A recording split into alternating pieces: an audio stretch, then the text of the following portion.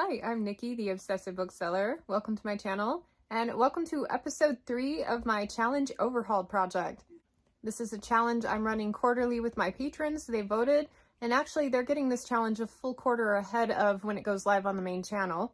Even more so than Read, Burn, Hoard, this is my favorite thing I've got going on the channel right now. I'm having so much fun with it. The random draw of the bag has been not as kind to me as I was hoping it would be, but for the most part, this has been a lot of fun.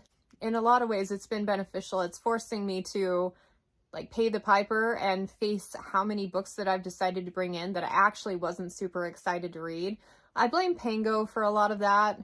I buy books on there because they're reasonably priced and I know I'd like to read them eventually, but they're not necessarily high priorities. Anyway, the pick this time was Tales of Magic by Chris Colfer. I am absolutely delighted with this book. It was so much better than I thought it would be. Because, whenever a celebrity name is tied to something, so a lot of times things by celebrities get put on the market because the publishers know that the celebrity name and the notoriety will sell the product as opposed to having a good product to begin with. So a lot of times the books that I've read by famous people have been okay, passable, but nothing to write home about. Chris Colfer is a great writer. I already loved him from Glee. He was my favorite character on there, and I just love his entire being. And I'm so happy that I, random chance of picking this one up on a discount and then having it come up in the draw, that I got a chance to read it because I really enjoyed it. So, first of all, the chapter headings each have different artwork on them, which evokes all of those nostalgic, Harry Potter, Fablehaven, early childhood reading for me. So I love that element. And the book was delightfully unconventional. There were a few really good plot twists that kind of took it out of cookie cutter status and made it really unique. And I liked the pacing of it. Each chapter had something of awe and discovery for the reader, which was a lot of fun. But it also gave the main character some sort of conflict to get through and kind of progressed her story in a very meaningful way. And so I like that aspect. On paper, it seems like from the starting point till we get to kind of the crux of the story took a really long time. But each chapter and progressive moment in there really added a whole bunch of richness to the story for me. So I didn't mind the slower pacing. If a middle grade has the equivalent of a slow burn, then that's what this was. It was so good. The writing was really clever. I loved the magical stuff.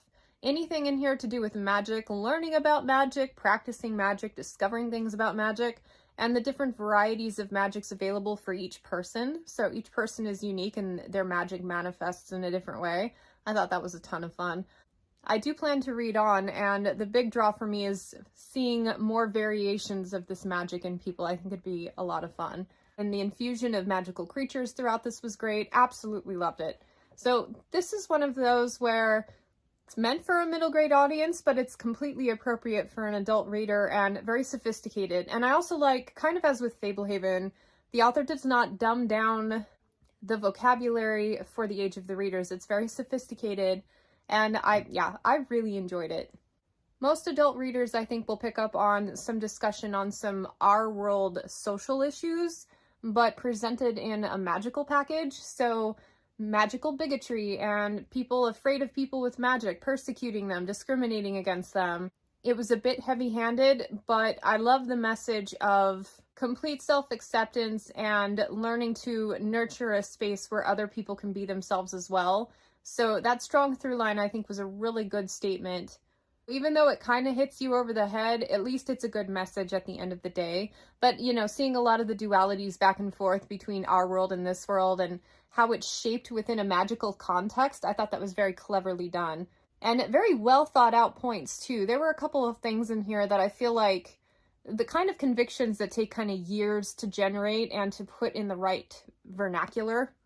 Is that the right word? I don't even know. So a lot of that is probably why I was also more engaged than I usually am with middle grade books these days. Look at this cover art on this naked hardback. Holy crap. Anyway, totally delighted I read this. Can't wait to read more from the author. Love him even more. And I'm coming in at a solid 4 out of 5 stars for this. So, yay! The bag of randomness did not let me down. This was a yellow, which means I was unsure if I was going to like it or not, but I'm tickled that I tried it. And there are 2 more in the series. I plan to read them within the next year, hopefully. But let's talk about other books you might like. I have 3. Fablehaven, a shoo-in. Like, especially with the writing style, the sense of discovery, the magical aspect of it. I found this one is probably my all-time favorite aside from Harry Potter as far as like really absorbing and transporting. And I've reread this a couple of times, most recently this last year. So it still holds up. And I think it would hold up even if I didn't have the nostalgia factor, because you know some of the books you read as an adult and that you loved as a kid, the only reason you like them is because of the nostalgia factor. This one has some artwork spurts throughout, and depending on the setting, the chapter headings have different artwork as well. But the art wasn't as prevalent as it was in Tales of Magic, but still, really good comparison. In fact, if you like Fablehaven and have been just looking for something else to devour, Tales of Magic is the way to go. A Magic, spelled weird, by Angie Sage. This series goes on for quite a bit. I read it as an experiment, really liked it, and then for whatever reason it got away from me. I never continued, but I do believe there's comparable artwork in it, and the storyline rang to me a bit similar. So if you like Tales of Magic, you'll like that one as well.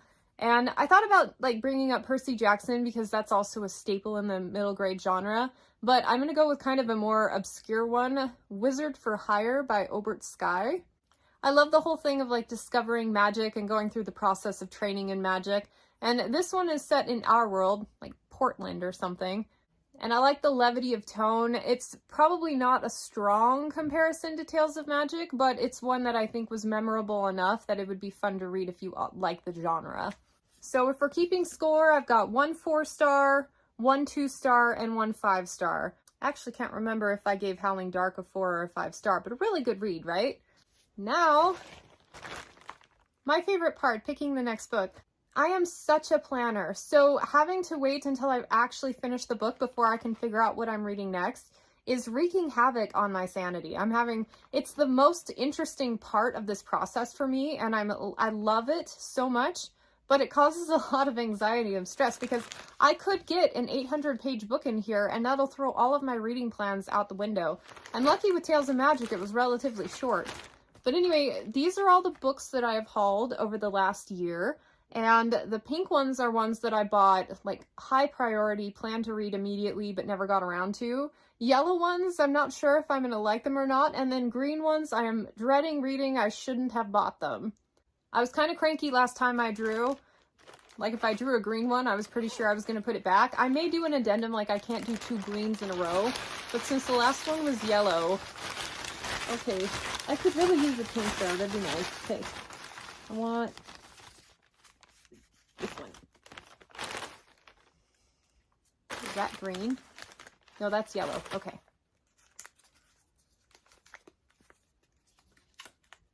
House of Always by Lions.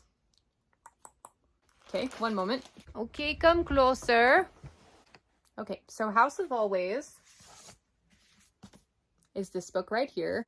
I hauled a couple of these books from Book Outlet last year. And I have not started the series yet. I just have been collecting the cheap hardcovers because I thought, you know, eventually if I like them, it'll be great that I already have the hardcovers. I don't have to pay a premium to hunt them down. So per the rules of the challenge, I have not read this one yet, which means the one I need to read for the challenge is The Ruin of Kings. I'm not sure about this one. I've heard very mixed reviews on it. A lot of people didn't like the footnotes or something like that. And having just read the Bartimaeus trilogy by Jonathan Stroud over the last year and a half, and the footnotes being my favorite part of it, like, I really think I'm a footnote kind of gal. So, especially if it adds richness to the text. Some people find it distracting. I, like, find it like I can bask in what's going on even further. So, I feel like I'm gonna like this, but yeah, there's just too many mixed reviews. Too many mixed reviews from trusted people that I look to kind of compare my reading tastes with. So we'll see where I land with it. Am I thrilled that I'm diving into yet another big series with a hefty book? Not really, but that's kind of the nature of this challenge. Like, don't haul it unless you're planning on reading it soon. And just flipping through it, I'm noticing that the chapter headers don't have I must be on some sort of theme. The chapter headers all have different symbols. It's not artwork by any means, but cool. I don't know why that delights me so much, but it really does. Okay, so for the next episode of this, you will see my opinion and reviews of Ruin of Kings. Wish me luck. If you're running this challenge with me, let me know how it's going. Are you doing the random draw thing as well? And have you hit any good books? If you're interested in joining in real time with me and my patrons, link to my Patreon is in the description. Otherwise, thank you so much for joining. Subscribe if you haven't already, and I will catch you on the next one. Bye.